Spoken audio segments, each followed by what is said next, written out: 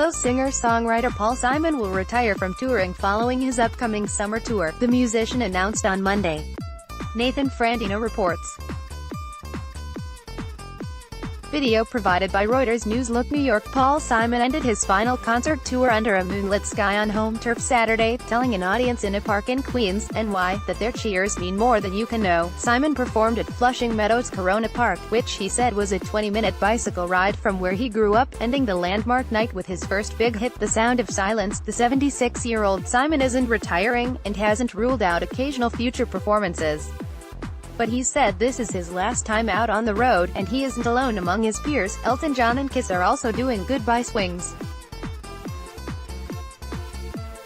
New York City Mayor Bill de Blasio introduced Simon, calling him one of the greatest New York City artists of all time. The return to New York raised memories of Simon's two iconic shows in Manhattan's Central Park, in 1981 with former partner Art Garfunkel and in 1991 on his own.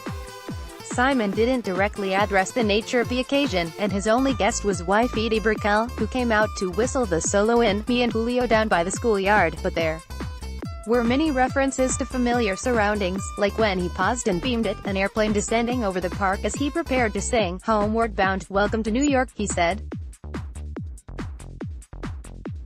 When Simon finished singing Kodachrome, with its memorable line about the crap I learned in high school, he said, "Take that, Forest Hills High School," but, he conceded, "I actually had a good time there." The crowd cheered when Simon sang about the Queen of Corona in Me. More, as Paul Simon launches farewell tour. New biography celebrates a musical prophet. Earlier, Paul Simon announces farewell tour. Feels something of a relief. Former high school baseball player brought out a glove and a ball, saying he wanted to play catch. He twice threw the ball into the audience and the return throw sailed over his head.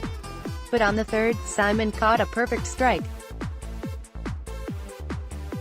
His 26-song set spanned more than 50 years. A staple of the 1960s folk rock scene with Garfunkel, Simon explored music from around the world as a solo artist. His band contained guitarists from Nigeria and South Africa, and a classical sextet.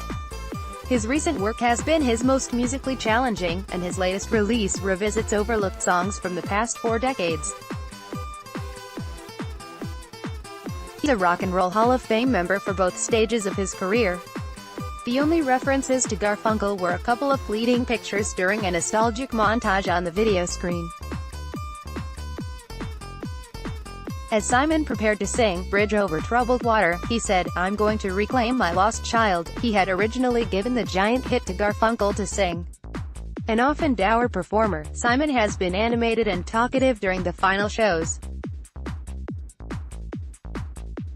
"He seems eager for the freedom that awaits him," said Robert Hilburn, who wrote the biography, Paul Simon, A Life, that was released this spring. "The thing that strikes me is that he's been happy, relieved," Hilburn said.